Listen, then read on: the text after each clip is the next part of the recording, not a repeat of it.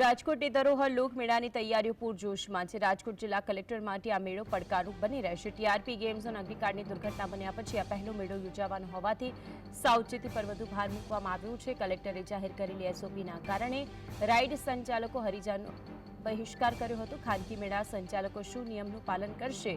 મેળો ખુલ્લો મૂકવા માટે હવે માત્ર 4 દિવસ બાકી છે, ત્યારે 24 તારીખે લોકમેળો ખુલ્લો મૂકવામાં આવશે। મેળામાં લોકોની સુરક્ષા જળવાઈ રહેશે કે નહીં એ સૌથી મોટો સવાલ છે।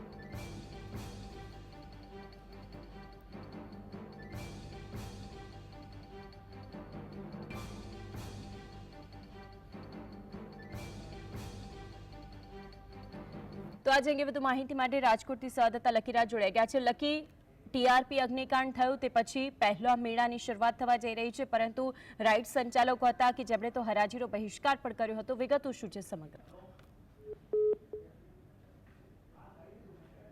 મોટો મેળો રાજકોટના લોકમેળાને કહેવામાં આવે છે ને ત્યારબાદ જો વાત કરવામાં આવે તો રાજકોટમાં તાજેતરમાં જ એક પ્રકારે કહી શકાય કે અગ્નિકાંડની ઘટના છે તે બની હતી અને જેને લઈને હવે સરકારે પણ ક્યાંક ને ક્યાંક વિચાર કર્યો હતો અને સુરક્ષા વ્યવસ્થા છે તે રાજકોટના જે લોકમેળામાં હવે વધારવામાં આવશે અને વધારાય છે। તો બીજી તરફ જોવા જાય તો આ વખતે મેળાનું નામ જે ધરોહર રાખવામાં આવ્યું છે, ત્યારે આ ધરોહર મેળાની જો વાત કરવામાં આવે તો અગાઉ જે હરાજીના જે રાઇડ સંચાલકો છે તેમની અને વહીવટી તંત્ર વચ્ચે અટકળો ચાલી રહી હતી।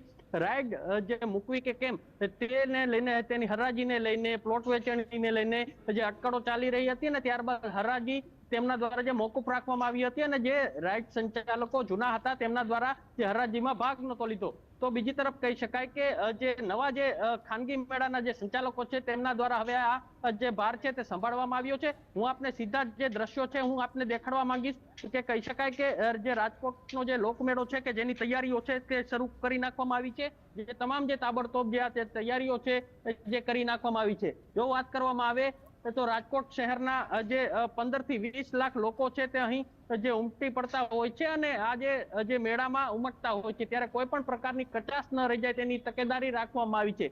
તો બીજી તરફ આ વખતે અગ્નિકાંડ સર્જાયો અને જેને લઈને જે કડક એસઓપી પણ કલેક્ટર દ્વારા જે જાહેર કરવામાં આવી છે, કડક એસઓપી ને લઈને જો કહી શકાય કે ફાઉન્ડેશન સહિતની જે કામગીરી છે તે મેળાના જે સંચાલકો છે, રાઇડ સંચાલકો છે તેમના દ્વારા કરવામાં આવશે અને જે ત્યારબાદ જે રાઇડ પોતાની મૂકવામાં આવશે। કોઈ પણ પ્રકારની કચાશ ન રહી જાય તે માટે પણ ધ્યાન રાખવાની સૂચના છે તે કલેક્ટર દ્વારા કરવામાં આવી છે। પરંતુ કહી શકાય કે હવે આ એસઓપી નું ધ્યાન છે તે જે રાઇડ સંચાલકો છે તે કઈ પ્રકારનું રાખશે તેવું પણ જે અહીં જોવું રહેશે। જી, પણ અહીંયા તો એક પછી એક રાજકોટની અંદર ઘટનાઓ જ સામે આવી રહી છે। અધિકારીઓની મિલીભગત હોય, ફાયરની ઘટનાને લઈને પણ ફાયર અધિકારીઓ પણ જો અહીં તો લાંચ લેતા હોય તો પછી વિશ્વાસ કોની પર મૂકવો એ પણ એક સવાલ છે। બીજી તરફ આટલી કડક એસઓપીનું પાલન નથી કરવામાં આવતું, રાઇડ સંચાલકો જો તેને નથી અનુસરતા તો પછી મંજૂરી મળે તો કંઈ પણ થયું તો જવાબદારી કોની? જી, ચોક્કસથી જવાબદારી સ્વીકારવા પણ ક્યાંક ને ક્યાંક કોઈ તૈયાર નથી તેવું લાગી રહ્યું છે, કારણ કે હવે મેળાની શરૂઆતને હવે 4 દિવસની વાર છે। 24 તારીખે આ મેળો છે તે શરૂ થઈ જશે। હજુ સુધી જે વહીવટી તંત્રના કોઈ પણ અધિકારીઓ જે ધ્યાને નથી આવ્યું કે તે ચેકિંગમાં આવ્યા હોય। રાઇડ સંચાલકો જે રાઇડની જે એસઓપી છે તે જાહેર કરવામાં આવી, તેમાં ફાઉન્ડેશન કરવાની સૂચના દેવામાં આવી, સિમેન્ટનું સ્ટ્રક્ચર છે તે ઊભું કરવાની સૂચના દેવામાં આવી હતી અને ત્યારબાદ પોતાની રાઇડ મૂકવાની સૂચના દેવામાં આવી હતી। પરંતુ અત્યાર સુધી તેવું ધ્યાનમાં નથી આવ્યું કે તેવી જે એસઓપી નું પાલન જે આ રાઇડ સંચાલકો છે તે કરતા હોય।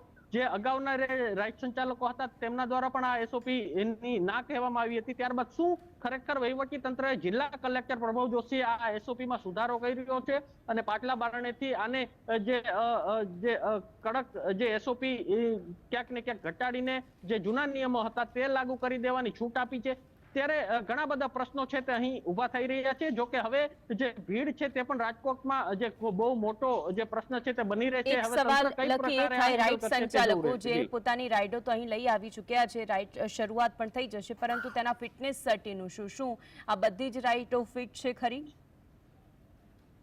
જી, ચોક્કસથી તેને લઈને પણ વહીવટી તંત્ર દ્વારા જે ચેકિંગ છે તે હાથ ધરવામાં આવશે। અત્યાર સુધી તો હાથ ધરવામાં નથી આવ્યું અને જો જે તંત્ર દ્વારા હાથ ધરવામાં આવ્યું હશે તે પોતે તે જાહેર કરશે તેવું જે સૂચના છે તે આપવામાં આવી છે। પરંતુ અહીં એક જ સવાલ છે કે લોકોની સેફટીનું શું?